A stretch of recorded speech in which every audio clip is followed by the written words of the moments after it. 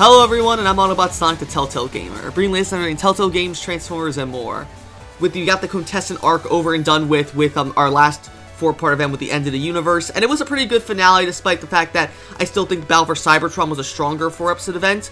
It still had a satisfying ending in my opinion, but now with that out of the way, we're kind of going into now basically the post-war arc, or the Rescue Windblade arc again, or the Hunt for Windblade arc as I'll call it now, because we had the Rescue Windblade arc back in Season 1. But anyway, this is about Season 3, Episode 18, Enemy Line, which marks the start of this new post-war arc for Cyberverse, which I'm really interested to see now that we've actually going to have a post-war arc in a Transformers cartoon, considering the only time we've really ever had that before, like a story post-war in a Transformers cartoon, was Robots in Disguise 2015, or even mostly the IDW comics that for the last half of that comic book arc took place in a post-war Cybertron. So I'm really interested to see like how they're going to tackle a post-war Cybertron and Cyberverse.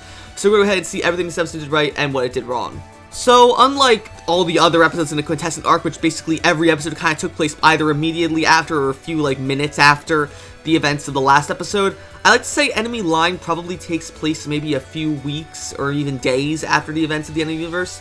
Most likely probably like a few weeks, considering that most of Cybertron is back to normal. But there's still like plenty of reconstruction to be done, and we do see there's this huge border surrounding half of Cybertron, which is, again, Megatron told Optimus about towards the end of the last episode, End of the Universe Part 4, where he said that if the Decepticons get half of Cybertron, the Autobots get half, and they don't mess with each other, then Megatron will be okay with having peace on Cybertron. So what's interesting is we have Clobber and Lockdown on opposite sides of the wall talking to each other, and I was confused by this at first because I just thought like, oh, what's Clobber doing on the Autobot side, just doing border patrol? Shouldn't she be on the Decepticon side with Lockdown? Until I realized, if you look when it gets to a closer shot of Lockdown, she actually has an Autobot insignia on her chest now, and is now a honorary Autobot, which I think is actually really cool considering how close her relationship was with Hot Rod throughout the Quintessons arc earlier on this season. And it's nice to see that she'll actually have more time now as an Autobot, though despite being an Autobot, still seems to have a good relationship with Lockdown, who was essentially kind of like her best friend in the Decepticons back in Season 2. So the two of them are just talking, wondering, like, basically trying to figure out if they have the multiversal energy that Megatron gave to Optimus, Bumblebee, Shadow Striker, and I believe Soundwave back in the last episode. But when they try to do it, neither of them are able to get it out until Bumblebee just comes along and sees that Clobber and Lockdown talking about. So Clobber asks Bumblebee if he still has his multiversal power, which he does. And also, really interestingly now, alongside showing off that he still has the multiversal energy that Megatron gave him, he also has a brand new alt mode in the fact that instead of just having his more normal Earth-based, like, sort of Camaro alt that's heavily Bayverse inspired, Bumblebee now has a more Cybertronian designed alt mode with his car form. But also, he can now fly in his car form. So he's got like a fly, and I gotta say, I really do like Bumblebee's alt mode design, the new one, where he's kind of got like these little doorways. Kind of looks very similar to basically like, kind of like those old school like flying car designs that you see like over the past like 5 to 10 years now. So Bumblebee just demonstrates this, and then just nonchalantly flies over the border with Lockdown and Clobber not even noticing that he just broke the treaty by heading over the border. And that basically follows the main plot of this episode, which is about Bumblebee searching the Decepticon side of the border for where Windblade is, because as we saw at the end of the Universe Part 4, Windblade got into a coma, or basically died, after splitting herself up into like 5 pieces to save Croatan from the Quintessons' influence, and we saw Croatan, now free, take Windblade away from the fight. So it's about Bumblebee basically heading in to try and figure out where Windblade is for the main plot of this episode. Before we continue with the main plot of this episode with Bumblebee looking for Windblade, I just want to touch up on the side plot of this episode because it's really quick and I just want to get out of the way so it doesn't interfere with the rest of it all. The side plot basically involves Optimus essentially leading the Autobot side of restoring Cybertron, as he sees that he's helping out, I believe it's Wheeljack and Rack and Ruin, with restoring the Grand Imperium Hall that we saw several times throughout several flashbacks in Season 1.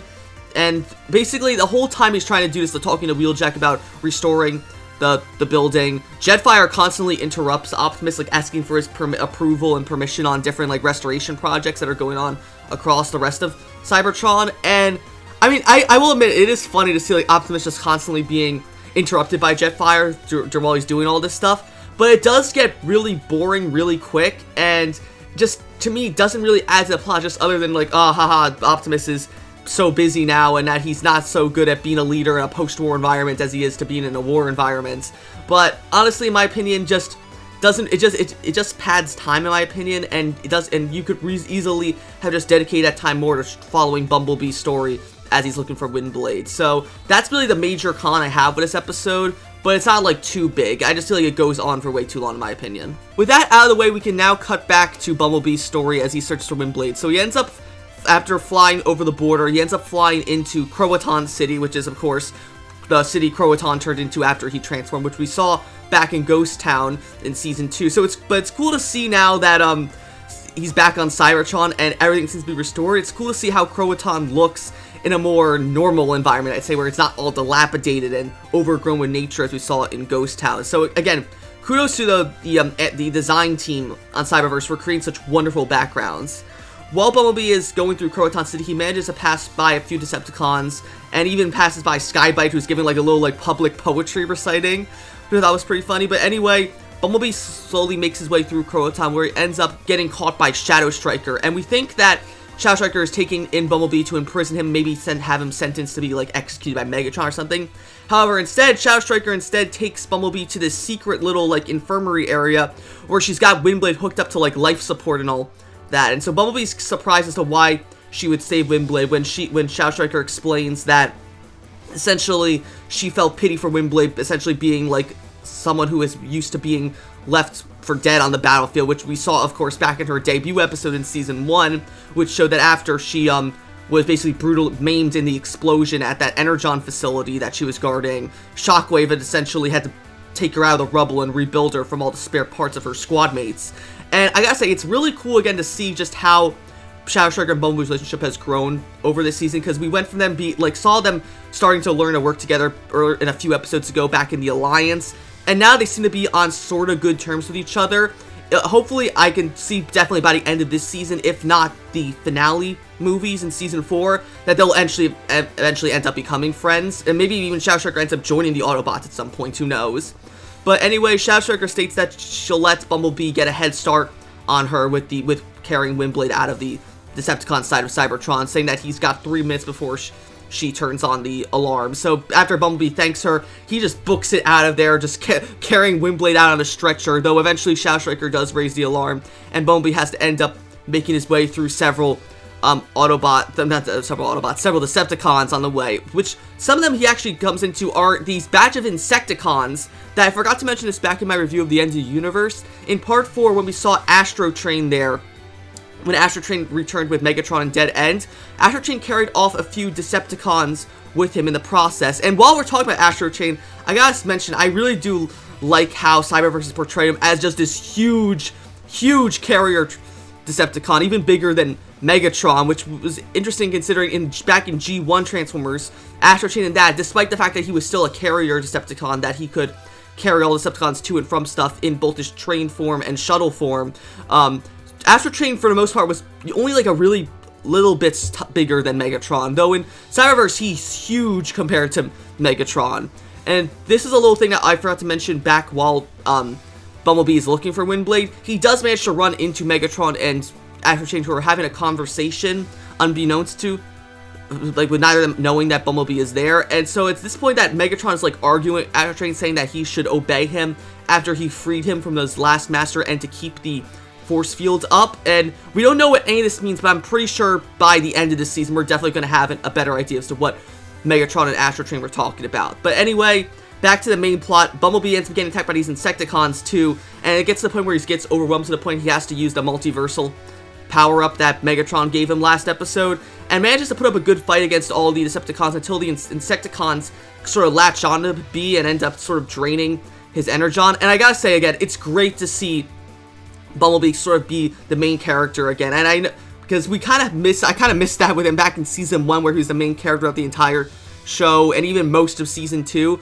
So with Season 3, now that Hot Rod's arc is over, leading the Quintessons army, it's cool to see Bumblebee back into the spotlight as the main character of sorts.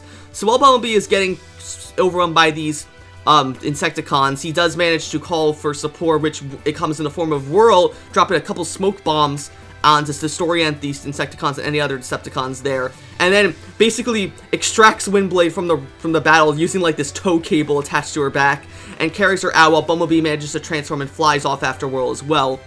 At this point, Bumblebee and Whirl are flying right towards the border. Looks like they're going to make it until they get shot out of the sky by, I believe it's Skywarp and a few other Seekers like Ramjet. They end up shooting down Bumblebee and manage to sever like the cable that Whirl's carrying Windblade out on. Though thankfully Whirl's able to catch Windblade before she falls to the ground. But it doesn't end up turn well from there, as they end up getting surrounded by not only the Seekers, but also several Insecticons, as well as Megatron, Dead End, Shadow Striker, and so on. And they all basically surround Bumblebee, Whirl, and Windblade, with Megatron vowing to punish Bumblebee for violating the treaty. And so he basically gives all of the Decepticons there his multiversal energy, and is about to attack Bumblebee and Whirl, when all of a sudden Optimus announces himself from the other side of the border, accompanied with other Autobots like Hot Rod, Wheeljack, and so on. Which I gotta say, Hot Rod is now unfortunately back to his red and yellow color scheme, unlike the black and red design he had in the Quintessons arc. Though it's really odd because we saw Hot Rod mentions to Optimus earlier before this that he wasn't able to get in contact with Bumblebee for a while. Though despite now being back to his red color scheme, Hot Rod still talks with like that gravelly, edgy tone that he has during the Quintessons arc. So I guess you could chalk it up to it being several years now since the events of the earlier episodes, so maybe Hot Rod just aged naturally, and that's just how his voice sounds. Maybe his vocal cords got damaged during when he was stuck in a tar pit for decades or even centuries at this point. You could argue that, but it just seems weird now to have Hot Rod back to his red and yellow design, but still talk like he was in his black and red design, in my opinion. But anyway, Optimus states not to have Megatron attack Bumblebee, and basically powers up all of his Autobots with the multiversal energy that Megatron gave him. And it seemed as though that he wants that they're about to go to a fight, but Megatron eventually just calls off his Decepticons, saying that they're not worth the trouble, though he does threaten Bumblebee, saying that he'll kill him if he crosses the border ever again. So with that out of the way, Bumblebee and Whirl manage to take Windblade back, but Chromia then suddenly enters, saying that she has a way that they can figure out how to save Windblade, though she doesn't elaborate on that as the episode ends right there. And so that was my review of Transformers Cyberverse Season 3, Episode 18, Enemy Line. If I had to rate this episode, probably I'd give it an 8.5 out of 10. Definitely a nice little, filler relief episode after the brutal end of the universe arc, where we had the deaths of, almost half a dozen characters. In that arc, we got Starscream dying, McAdam, Iaconus, several other characters. So it's nice to have a much more relaxed episode where, again, Bumblebee's the main character. He gets to shine, showing some cool new abilities like the multiversal energy and his new flying car alt mode. We also get to see some cool new things about how Cybertron has changed since the war for the Quintessons War, where we had stuff like Clobber becoming an Autobot, Hot Rod's back to his red and yellow design, Optimus leading the restoration effort for the Autobots, Megatron and Astro Train having some sort of problem with some sort of force field, and a little backstory tease as to how exactly Megatron freed Astro Chain. But the stuff involving Optimus just constantly being interrupted by Jetfire just really dragged this episode down for me, and it does get a little bit tedious at times. Though I did really like the improving relationship between Bumblebee and Shadow Striker. I thought that was really cool as well. But that's gonna be it for this review. I'll be back soon with episode 19, Thunder Howl. If you like this review, you should like, comment, and of course subscribe, and I will see you guys later. Take it away, Bumblebee. Bumblebee out. And